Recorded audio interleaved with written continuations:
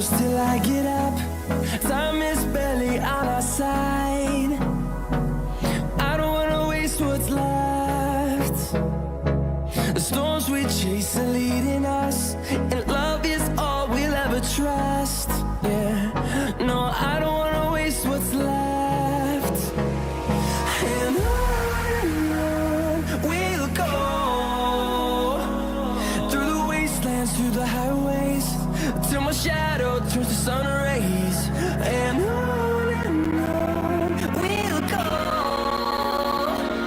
through the wastelands, through the highways, and on we'll go.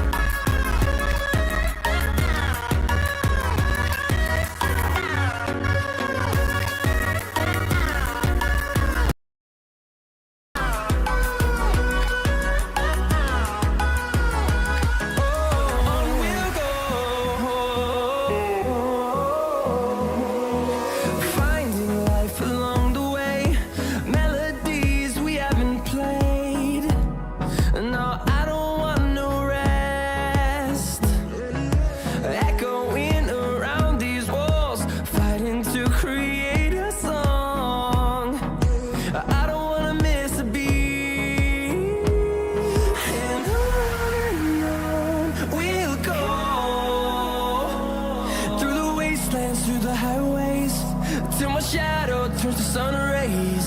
And on we'll go, through the wastelands, through the highways, and on we'll go.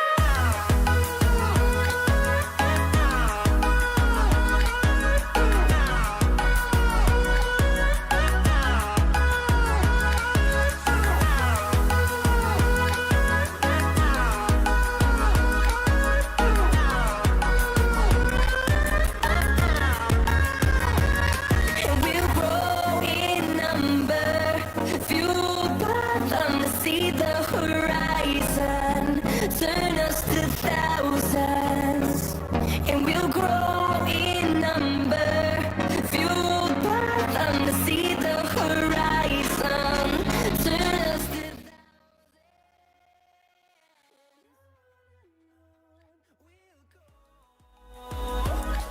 Through the wastelands, through the highways, till my shadow turns to sun rays. And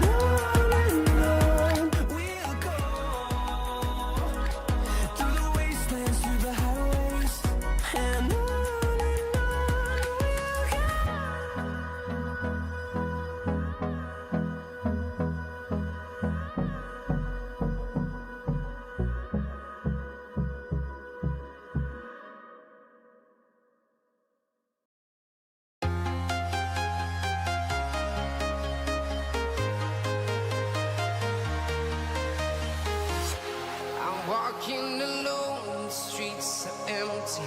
The only thing I can see is my own silhouette. I'm getting stronger, step by step. The clock is ticking, but there's no time for regrets. I've been flying from town to town, from London to Taiwan.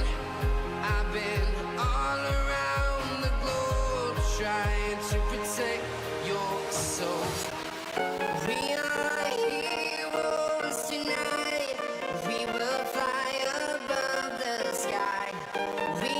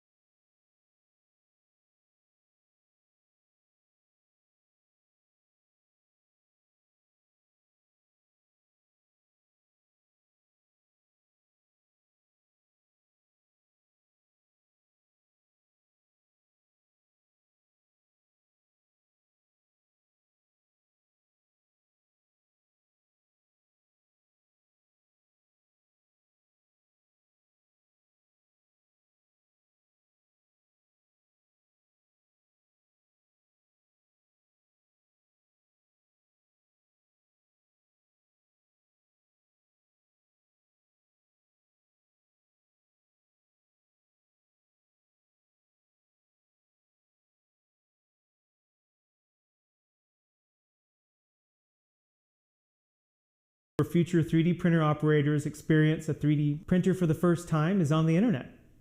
Even beyond the websites of the printer manufacturers and resellers themselves, there are thousands and thousands of videos, photos, and accounts that allow you to encounter desktop 3D printers published each and every day.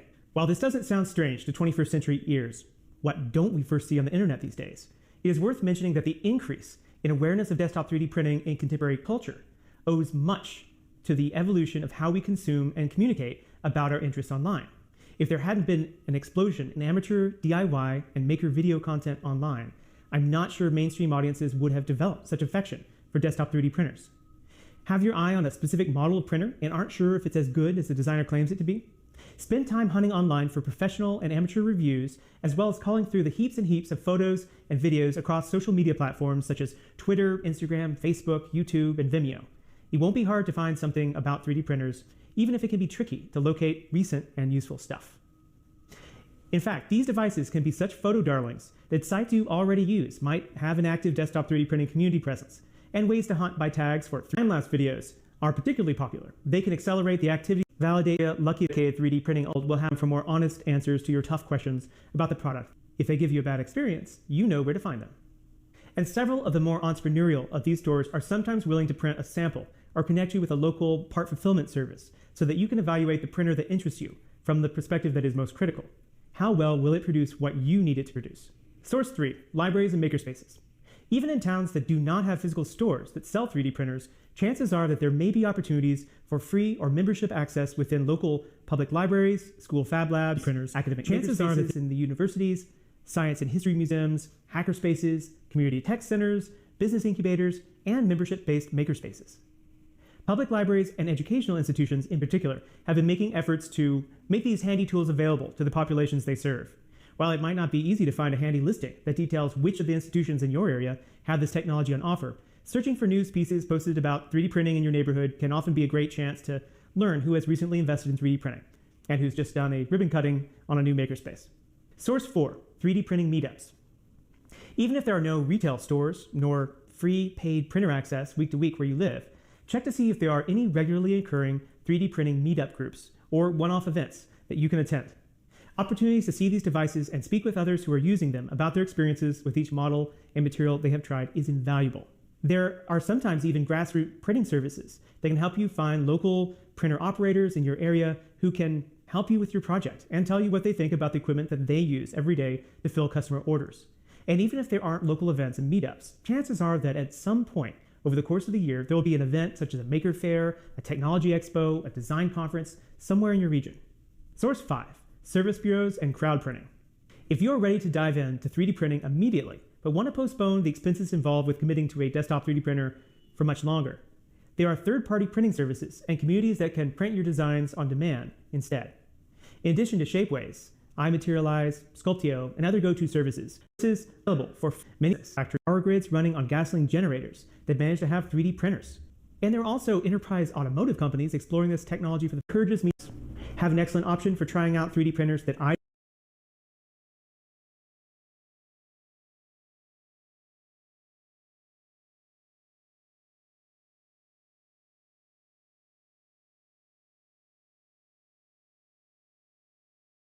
3D printer should I get? Which one is the best? Which is the good value if I have X dollars? Which one do I need if I'm worried about surface finish or working with flexible materials or a whole shopping list of features and capabilities? I have spent significant time testing and reviewing desktop 3D printer models over the past few years, and I'd like to offer but one suggestion that I can share with you with total confidence. Select a machine within your budget that matches your needs.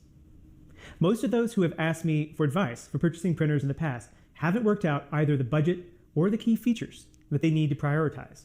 They also haven't considered the risk that the cost of materials and maintenance can transform a discounted machine into a money pit.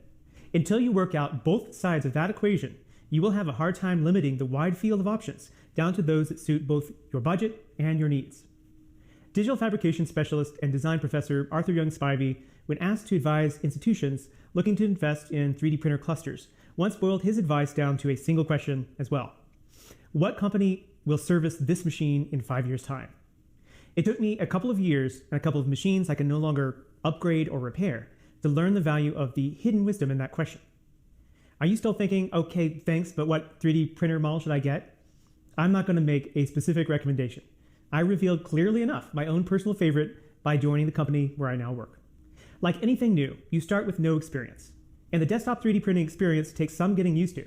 Luckily, nothing about this technology requires the steep learning curve or the skilled operator for CNC or welding, where they are mandatory requirements for instruction and safety principles before you should even be permitted to touch a machine.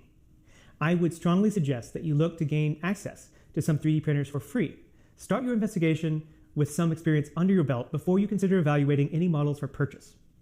In a previous lecture, I shared a number of ways you might locate and get access to a desktop 3D printer local to you. Rather than rehash the whole list, I just want to highlight the 3 I always suggest for those serious about a purchase. A chance to have conversation with actual end users, because I just produce some real dogs. But this is the center of the bell curve, specific focus on solving an unused. And there continue to be as a central focus. This is where the entire desktop category started, right here with DIY maker machines. And there continue to be interesting options here for those who are focused on learning about the technology or who have a specific focus where the desktop units are located.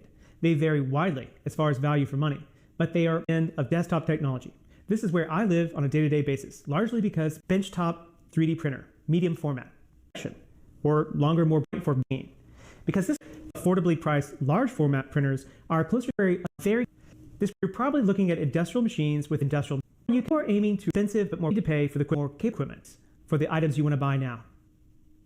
So at the end of the day, getting a better sense of your needs now and investing in the option that really meets those needs and has capabilities you can grow into can cost you less than a series of machine purchases as you work your way to the best machine for you. Even if you don't want to switch, will the model that you selected still be made and serviced? Remember the Arthur Young Spivey quote from before? What company will still service this machine in 5 years' time? The number of vendors who meet this gut check question dwindles more and more every day, but predicting which manufacturer will survive and which will not isn't as hard as you think.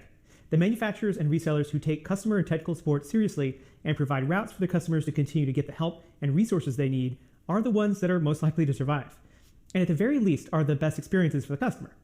And if there is a third-party ecosystem offering mods, accessories, and repair parts, that's an even healthier sign. Do yourself a favor and audit the customer and technical support services, and take a look at the warranty and extended warranty options, and remind yourself that you're getting equipment that you're going to clock a lot of time using over the next year. Speaking of service, find out what the track record a model has for service requirements over time. Are there preventative maintenance tips you can pick up now? You can learn a lot by finding out what elements of a design experience the greatest wear and tear, especially if you're also discovering ways that the manufacturer or third-party services have solutions to address those elements.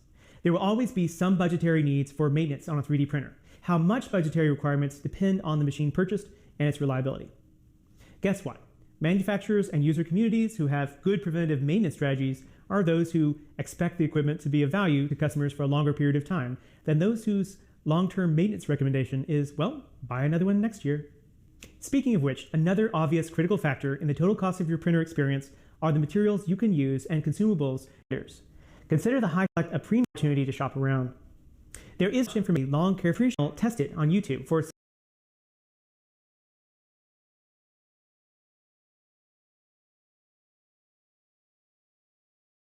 sellers and retailers. You are making a decision based on your expectation that you're going to receive something days, weeks, months, or in the case of a Kickstarter, years later, that will feel, sound, and look like the glossy sales photos. This was not always the case, and it is worth reviewing how this era of desktop 3D printer hardware relates to the options of today. At one time, back in the ancient days before 2010, the only way to get your hands on a low-cost, i.e. not professional or industrial, printer was to download open-source RepRap files and bills of material from the internet, or purchase one of a handful of DIY 3D printer kits that were quickly becoming popular. If you went the RepRap route, you were faced with a bit of a conundrum. Listed on the BOM and plans would be a number of 3D printed parts that you would need to make your 3D printer. Sharing your machine and printed parts online or at festivals and tips and tricks, and your love 15 to 20 technical support calls. One popular vendor's official documentation suggested that you needed a weekend, a good friend, and a six-pack of beer to complete the kit. Having followed those instructions, I think the solution was aimed as much at fighting discouragement as a measure of what was really required. These days, RepRap has taken on multiple new faces, but the RepRap name typically is synonymous with the type of machine that you can easily modify and tinker with. They typically are in kit form, although some are purchasable assembled, and you will find a variety of 3D printed parts on the printer due to the nature of the RepRap movement.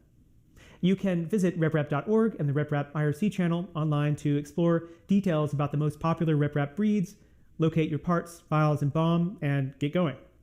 While succeeding to complete to microcontrollers, prayer leading a decent desktop printer has an online borrow to the exquisitely vintage. It's not just about possibilities, electronics, mechatronics, robotics, fabric ideas, physical pre-built, many of which function essentially right out. You can open up in the afternoon. Possible or borrow the day correct as how phase you're willing and highest you to get printing as quickly as possible. And one of the easiest ways to make that happen is to pick up one of the entry-level Tinker-friendly machines. At the purest level, these devices are the lapdog printer class, running on inexpensive feedstock and a lot of operator love and care.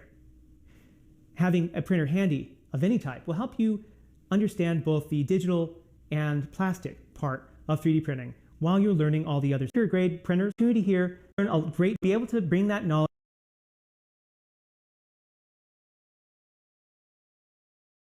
Stereolithography, or otherwise known as SLA, was first developed by Dr. Hideo Kodama. He used a UV light source to cure a photoreactive polymer. Chuck Hull later coined the term SLA and developed and patented the first SLA machine as we see them today. Due to expiring patents, there are now multiple companies who are developing SLA machines. They all use the same basic principles though. They have a photopolymer called resin, a light source that will selectively cure the resin, and a build plate that will move up and down in the z-axis to allow the machine to build layer upon layer. There are two major types of SLA machines, right side up and inverted. Right side up is typically used in industrial applications. It allows for large build volumes and highly accurate parts. These machines are large and bulky due to the volume of resin they must contain to print a part. As you can see in this graphic, the right side up machines set the build platform into the resin and submerge the part down into the resin tank as it builds the part layer by layer. If you were to build an object about the size of a can of pop, in a right side up machine, you would require about 7 gallons of resin in the tank at that time. This greatly increases the operational costs of these machines. Inverted SLA is more commonly seen in desktop printers. This is because the printer is more compact. The inverted design does introduce some trade-offs, which we'll discuss later. You can see from this illustration that there's much less resin being held in the tank. This innovation allows us to have desktop SLA machines. To start us off, here is an example of a desktop SLA 3D printing setup. You have a printer, a wash station, and a cure station. In the bottom of the printer, there's a photosensitive. We need to block any external UV light from entering the part. If we look at the part, you'll see a lot of uncured resin on this part. This is fully formed. Supports and part orientation in an inverted SLA are very different from that of fused filament fabrication. The part now needs to have any extra of them, no liquid resin remaining on the part. The part is still in a green state. It is still not fully cured. To fully cure the part, we place the part in a UV curing chamber.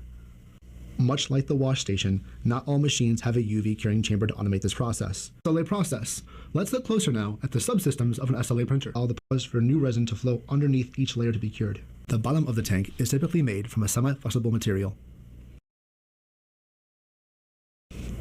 As you print, the resin cures not only to the build platform, but also to the resin tank. Over time, this will reduce the optical clarity of the window, and the tank or film must be replaced. The peel mechanism is sort of a combination of resin tank and motion system. This Formlab system uses a sliding peel, whereas other systems simply use a Z-motor to pull up on the build plate. Since the film on the bottom of the resin tank is flexible, the part will peel away from the resin tank. This puts a lot of force on the part, which is one of the reasons why supports are very ornate and complex in SLA. There are 3 major types of light sources used in desktop SLA: laser SLA, DLP SLA, and MSLA. Laser systems use a galvanometer. This is a series of mirrors and motors that will move the laser beam around the build surface to cure the layer. DLP, or digital light projection, projects a high-power UV light image of the cross-section for each layer to cure.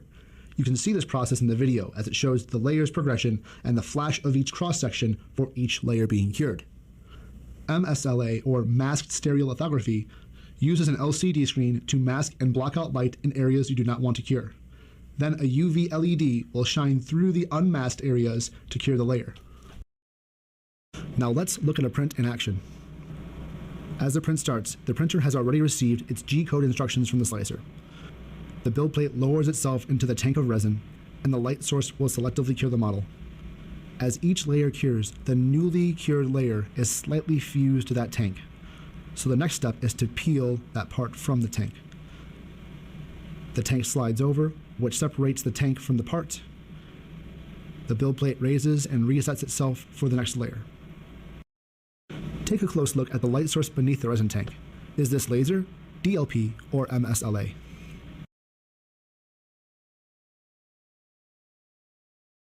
So the question still stands, when is SLA the most appropriate technology to use? You must consider the trade-offs of printing and post-processing the part as compared to fused filament fabrication, but also consider the advantages of SLA. SLA is known for achieving very high resolution. You can see this in these examples. What's impressive is how small these objects actually are and how detailed they can be. The resolution of the prints is truly impressive, but SLA's limitations lie in the materials.